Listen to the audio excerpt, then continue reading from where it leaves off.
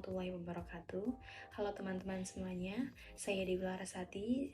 Saya sebagai pemateri pertama akan mempresentasikan apa itu sarana dan prasarana. Pengertian sarana, menurut Kamus Besar Bahasa Indonesia, kata sarana diartikan segala sesuatu yang dapat dipakai sebagai alat dalam mencapai maksud atau tujuan. Sedangkan pengertian prasarana, kata sarana berarti segala sesuatu yang merupakan penunjang utama terselenggaranya suatu proses. Untuk memberikan gambaran yang konkret mengenai sarana dan prasarana ini, dapat kita analogikan dengan orang yang hendak bepergian ke suatu tempat. Agar cepat sampai di tujuan, maka orang tersebut membutuhkan alat atau sarana, yaitu kendaraan. Namun, kendaraan ini akan hanya bisa berjalan dengan baik apabila terdapat prasarana, yaitu jalan yang dilalui. Inilah gambaran sarana dan prasarana. Menurut Rahyat, manajemen sarana dan prasarana adalah kegiatan yang mengatur untuk mempersiapkan segala peralatan atau material bagi terselenggaranya proses pendidikan di sekolah.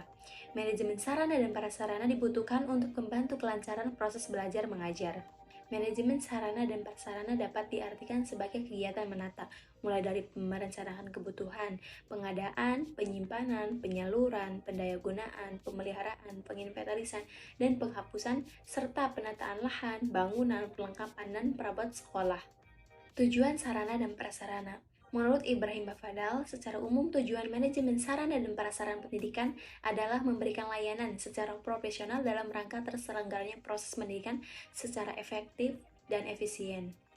Tujuan yang pertama, agar dalam proses pengadaan sarana dan prasarana sekolah melalui sistem perencanaan dan pengadaan yang baik dan akuntabel, sehingga sekolah memiliki sarana dan prasarana yang baik sesuai dengan kebutuhan sekolah dan dengan dana yang efisien. Tujuan yang kedua, agar sarana dan prasarana di sekolah dapat digunakan secara optimal dan efektif serta efisien. Yang ketiga, agar sarana dan prasarana pendidikan yang ada dapat dirawat dengan baik, sehingga keadaannya selalu dalam kondisi siap pakai dalam setiap diperlukan oleh semua personel sekolah. Prinsip-prinsip manajemen sarana dan prasarana. Prinsip yang pertama, prinsip efisiensi, yaitu pengadaan sarana dan prasarana pendidikan sekolah harus dilakukan melalui perencanaan yang sesama, sehingga dapat diadakan sarana dan prasarana pendidikan yang baik dengan harga yang murah. Yang kedua, prinsip percapaian tujuan, yaitu sarana dan prasarana pendidikan di sekolah dalam kondisi siap pakai apabila akan didayagunakan oleh personel sekolah dalam rangka pencapaian tujuan proses pembelajaran di sekolah. Yang ketiga, prinsip administratif, yaitu manajemen sarana dan prasarana pendidikan di sekolah harus selalu memperhatikan undang-undang, peraturan, instruksi, dan petunjuk teknis yang diberlakukan oleh pihak yang berwenang. 4. Prinsip kejelasan tanggung jawab, yaitu manajemen sarana dan prasarana pendidikan di sekolah harus didelegasikan kepada personel sekolah yang mampu bertanggung jawab. Apabila melibatkan banyak personel sekolah dalam manajemennya, maka perlu adanya deskripsi tugas dan tanggung jawab yang jelas untuk setiap personel sekolah. Yang kelima, prinsip kekohesifan, yaitu bahwa manajemen sarana dan prasarana pendidikan di sekolah itu harus direalisasikan dalam bentuk proses kerjasama yang kompak. Macam-macam sarana dan prasarana. Untuk memudahkan klasifikasi, sarana prasarana pendidikan dapat ditinjau dari segi pemakaian, bergerak atau tidaknya, dan keterkaitannya dengan pembelajaran. Yang pertama, dari segi pemakaiannya, maksudnya adalah habis tidaknya bila dipakai. Ada dua macam sarana pendidikan, yaitu sarana pendidikan yang habis dipakai dan sarana pendidikan tahan lama. Yang kedua, dari segi keberadaannya. Dari bergeraknya atau tidaknya pada saat digunakan, ada sarana yang bergerak dan tidak bergerak. Sarana pendidikan yang bergerak adalah sarana pendidikan yang bisa digerakkan atau dipindahkan sesuai dengan kebutuhan pemakaiannya, seperti lemari arsip, bangku, dan kursi yang bisa digerakkan atau pindahkan kemana saja. Sarana pendidikan yang tidak bisa atau yang relatif sulit dipindahkan, yaitu seperti tanah, bangunan, sumur, menara, serta saluran air dari PDAM dan lain sebagainya. Kemudian yang ketiga, dari segi kaitannya dengan proses belajar mengajar. Ada dua jenis sarana pendidikan, ada yang langsung digunakan dan tidak langsung digunakan. Sarana yang langsung digunakan dalam proses belajar mengajar seperti kapur tulis, spidol, alat peraga, alat praktik, dan media pendidikan yang lainnya yang digunakan guru atau dosen dalam mengajar. Sarana yang tidak langsung berhubungan dengan proses belajar mengajar seperti lemari arsip di kantor. Langkah-langkah manajemen sarana dan prasarana. Yang pertama, perencanaan kebutuhan. Perencanaan merupakan tahap pertama dari manajemen sarana dan prasarana yang sekaligus merupakan dari langkah pengadaan. Mati dan Nurhati Fuad menyatakan bahwa ada 2 macam kegiatan dalam perencanaan ini, yaitu analisis kebutuhan sarana dan prasarana. Yang kedua, proyeksi kebutuhan sarana dan prasarana. Yang pertama, analisis kebutuhan sarana dan prasarana merupakan kegiatan membandingkan antara data yang ada di lapangan dan data yang ada menurut standar. Dari sini akan ditemukan kesesuaian atau ketidaksesuaian antara data tertulis dengan realitas keadaan di lapangan. Kedua, proyeksi kebutuhan sarana dan prasarana. Proyeksi kebutuhan. 1. Menampung semua usulan pengadaan perlengkapan sekolah yang diajukan oleh setiap unit kerja dan untuk menginventarisir kekurangan kelengkapan sekolah. 2. Menyimpan rencana kebutuhan perlengkapan sekolah untuk periode tertentu, misalnya untuk 1 triwulan atau 1 ajaran. Ketiga, memadukan rencana kebutuhan yang telah disusun dengan perlengkapan yang tersedia sebelumnya. 4. Memadukan rencana kebutuhan dengan dana atau anggaran sekolah yang tersedia.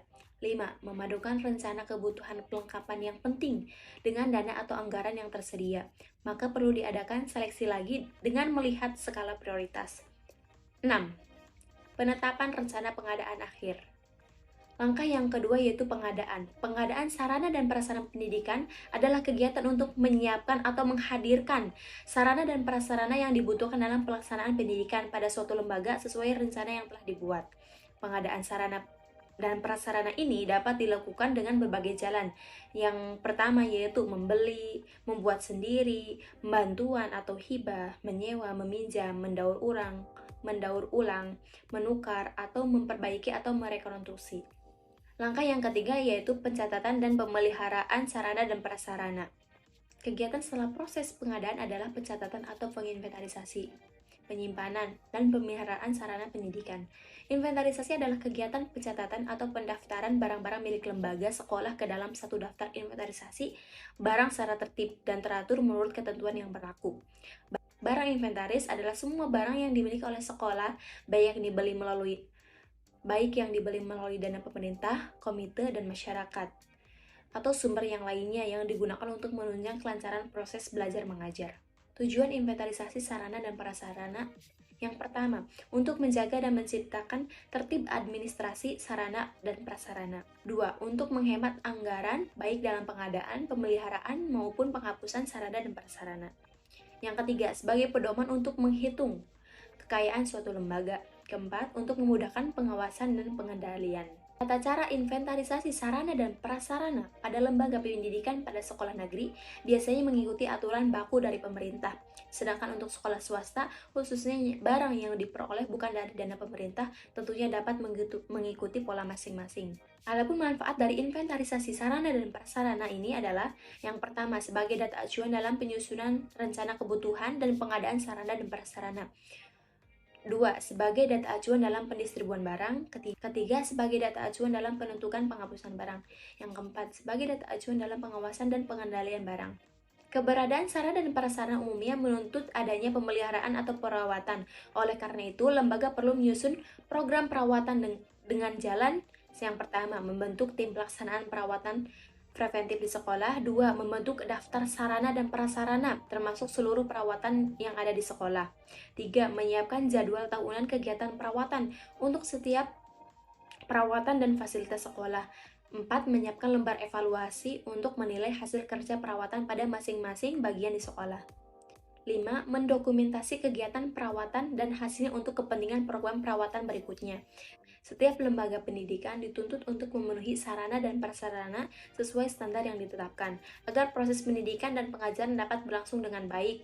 Untuk hal ini, pemerintahan telah menetapkan Peraturan Menteri Pendidikan Nasional Nomor 24 Tahun 2007 tentang standar sarana dan prasarana sekolah. Selanjutnya yaitu konsep dasar manajemen biaya pendidikan. Yang pertama yaitu konsep biaya pendidikan. Biaya dapat diartikan sebagai sejumlah uang yang dihasilkan dan dibelanjakan untuk berbagai keperluan. Sedangkan biaya pendidikan dapat diartikan sejumlah uang yang dihasilkan dan dibelanjakan untuk berbagai keperluan penyelenggaraan pendidikan. Peraturan Menteri Pendidikan dan Kebudayaan Republik Indonesia Nomor 44 Tahun 2012 tentang pungutan dan sumbangan biaya pendidikan pada satuan pendidikan dasar. Pada pasal 2 dijelaskan bahwa biaya satuan pendidikan terdiri atas biaya investasi, biaya operasi, bantuan biaya pendidikan, dan beasiswa. Yang kedua yaitu sumber biaya pendidikan. Sumber biaya pendidikan selain didapat dari pemerintah juga didapatkan dari program bantuan operasional sekolah yang biasa disebut dengan dana BOS. Selanjutnya yaitu manajemen keuangan. Manajemen keuangan lembaga pendidikan merupakan bagian dari konsep manajemen pembiayaan pendidikan.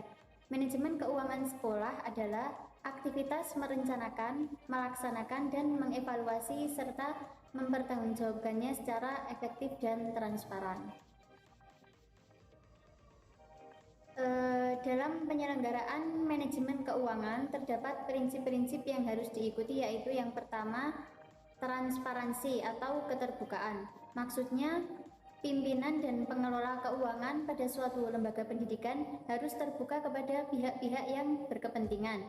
Keterbukaan ini menyangkut dengan sumber keuangan atau biaya, jumlah, rincian penggunaan, serta pertanggungjawabannya. Yang kedua yaitu akuntabilitas atau dapat mempertanggungjawabkan. Maksudnya penggunaan uang sekolah dapat dipertanggungjawabkan sesuai dengan perencanaan yang telah ditetapkan. Yang ketiga yaitu ada efektivitas.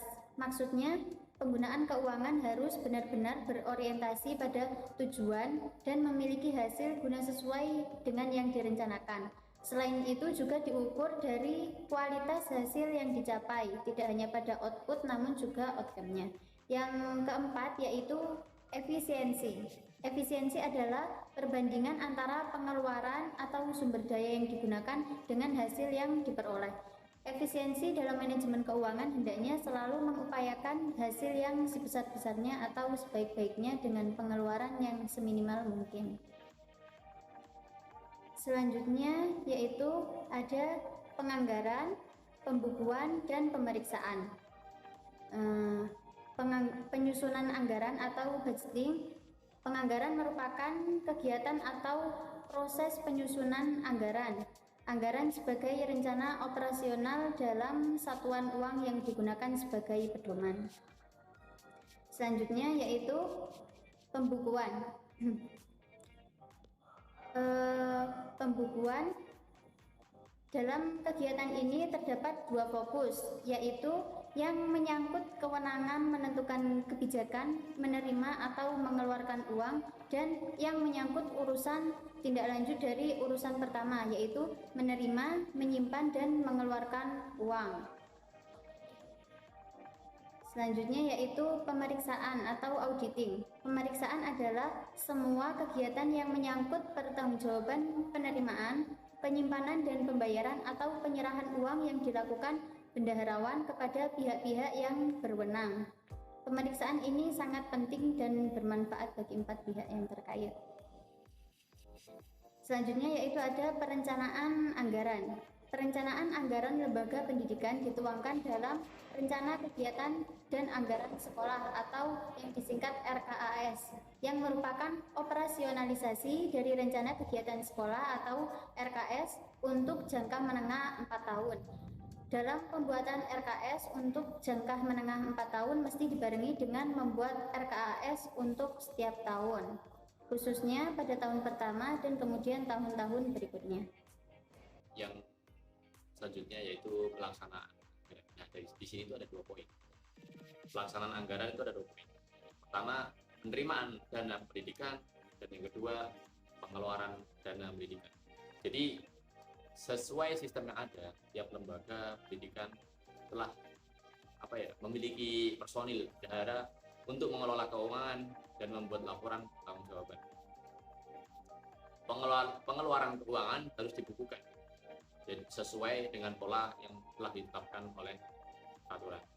Nah, beberapa hal yang harus dijadikan patokan bendahara dalam pertanggungjawaban pembukuan meliputi kayak format buku kas harian, buku tabel laris, dan format laporan daya serap penggunaan anggaran serta kemudian pembelanjaan keuangan. Jadi untuk apa aja sih pembelanjaan keuangan? Untuk apa aja uang anggaran itu? Yang pertama pastinya untuk mengembangkan perusahaan. kemudian pembangunan sarana fisik sekolah, kemudian biaya listrik, telepon, air, dan surat menyurat. Kemudian dana sosial dan juga biaya pemeliharaan gedung juga ada. Dan selanjutnya kegiatan peningkatan mutu pendidikan. Terus ada juga kegiatan ekstrakurikuler. Kemudian bahan pengajaran praktek dan keterampilan. Kemudian selanjutnya ada kesejahteraan guru, pegawai, dan kepala sekolah. Bukan pengawal ya tadi ya. Kemudian yang terakhir ini yang kami ambil yaitu pembelian peralatan kantor dan alat tulis. Mungkin itu. Kemudian yang selanjutnya ada penyelenggaraan pembukuan. Jadi dalam penyelenggaraan pembukuan ini merupakan hal yang sangat penting dalam manajemen keuangan. Jadi ini tuh dimaksudkan biar semuanya berjalan tertib, berjalan secara tertib, baik tertib program, tertib anggaran, tertib administrasi, tertib pelaksanaan, dan tertib pengendalian dan pengawasan. Kemudian yakni menurut sifat tugasnya ada dua macam bendaharawan, yaitu yang pertama bendaharawan umum dan yang kedua bendaharawan khusus.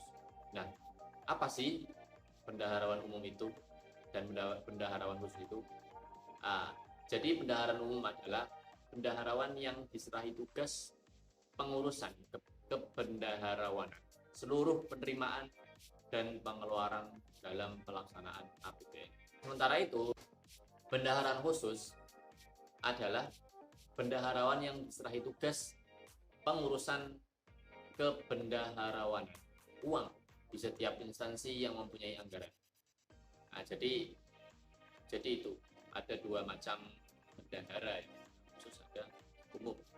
Kemudian yang khusus ini ada dua bendaharawan. Bendaharawan pertama yaitu khusus penerimaan dan khusus pengeluaran. Ya, yang bertugas penerimaan ya dia menerima masuk, kemudian pengeluaran ya dia mengeluarkan uang. Kemudian kita ke pengawasan dan pelaporan. Jadi semuanya itu memang harus diawasi dan dilakukan. Kita ke konsep pengawasan dulu. Jadi konsep pengawasan itu pembiayaan pendidikan bertujuan untuk mengukur, membandingkan, menilai alokasi biaya dan tingkat penggunaannya. Langkah atau tahapan yang harus dilakukan dalam proses pengawasan. Pertama, penetapan standar atau patokan, baik berupa ukuran, kualitas, biaya maupun waktu. Kemudian yang kedua, mengukur dan membandingkan antara kenyataan yang sebenarnya dengan standar yang telah. Kemudian menentukan tindak perbaikan atau koreksi yang kemudian menjadi materi pelaksanaan pengawasan. Dalam pelaksanaan tugas periksa dapat pertama ya, meminta dokumen yang wajib disampaikan oleh pejabat atau pihak-pihak lain yang dengan pelaksanaan pemeriksaan pengelolaan dan tanggung jawab keuangan. Yang kedua, mengakses semua data yang disimpan di berbagai media, aset, lokasi, dan segala jenis barang atau dokumen dalam penguasaan atau kendali dari entitas yang menjadi objek pemeriksaan atau entitas lain yang dipandang perlu dalam pelaksanaan tugas pemeriksaan. Kemudian melakukan penyegelan, ya. Melakukan sebuah penyegelan tempat penyimpanan uang, barang atau dokumen pengelolaan keuangan negara, istilahnya kayak kas. Kemudian untuk yang selanjutnya meminta keterangan kepada seseorang. Jadi pemintaan keterangan ini berupa lakukan pemeriksaan untuk memperoleh, melengkapi, dan meyakini informasi yang dibutuhkan dalam kaitan dengan pemeriksaan yang dimaksud dengan seseorang adalah seorangan atau. Dan yang selanjutnya dokumentasi, ya memotret, merekam, dan atau mengambil sampel sebagai alat bantu pemeriksaan. Kegiatan pemotretan atau perekaman atau dokumentasi lah yang dilakukan oleh pemeriksa bertujuan untuk memperkuat atau melengkapi informasi yang berkaitan dengan pemeriksaan. Kemudian selanjutnya ada pelaporan. Jadi dalam pelaporan ini hasil setiap pemeriksaan yang dilakukan oleh BPK disusun dan dijadikan dalam laporan hasil pemeriksaan. Jadi nama ini LHP, laporan hasil pemeriksaan. Setelah kegiatan itu selesai, pemeriksaan keuangan akan menghasilkan opini. Pemeriksaan kinerja akan menghasilkan temuan, kesimpulan, dan rekomendasi. Sedangkan pemeriksaan dengan tujuan tertentu akan menghasilkan kesimpulan. Jadi apa muatan-muatan yang dilaporkan? LHP atas laporan keuangan pemerintah memuat opini. Habis itu yang kedua, LHP atas kinerja memuat temuan, kesimpulan, dan rekomendasi. Dan yang terakhir, laporan hasil pemeriksaan dengan tujuan tertentu membuat kesimpulan. Jadi opini juga merupakan pernyataan profesional pemeriksa mengenai kewajaran informasi keuangan. Disajikan dalam laporan keuangan yang didasarkan pada kriteria yang standar akuntansi pemerintahan, kemudian kecukupan pengungkapan, kepatuhan terhadap peraturan perundang-undangan, dan lain sebagainya, termasuk efektivitas sistem pengendalian intern. Jadi ada 4 jenis opini yang dapat diberikan oleh pemeriksa. Yang pertama, ada opini wajar tanpa pengecualian. Dan yang kedua, opini wajar dengan pengecualian. Yang ketiga, opini tidak wajar. Dan keempat, pernyataan menolak memberikan opini. Jadi tanggapan pejabat pemerintah yang bertanggung jawab atas temuan, kesimpulan, dan rekomendasi yang di atas tadi dimuat atau dilampirkan pada laporan hasil pemeriksaan. Oke, mungkin itu dari kami. Ya, itu belum seberapa sih sama komponen. Ya, kami menyadari kekurangan kita masih banyak. Kami mohon kritik dan saran yang membangun untuk kelompok kami. Oke, sebagai penutup, mari kita ingat bahwa investasi dalam pendidikan adalah investasi dalam masa depan. Oke, biaya pendidikan mungkin menjadi sebuah tantangan, tetapi jangan biarkan itu menghalangi kita untuk mencapai impian kita. Kemudian dengan perencanaan yang cerdas dan tekad yang kuat, kita bisa meraih kesuksesan apapun yang kita impikan. Jadilah pahlawan dalam kisah pendidikan Anda sendiri, dan buktikan bahwa dengan determinasi kita mengubah anggaran menjadi peluang. Ya, jadi anggaran menjadi sebuah peluang dan mimpi menjadi kenyataan. Oke, terima kasih telah menemani kami dalam perjalanan ini. Jangan lupa untuk inspirasi dan pengetahuan. Sampai jumpa di video-video berikutnya.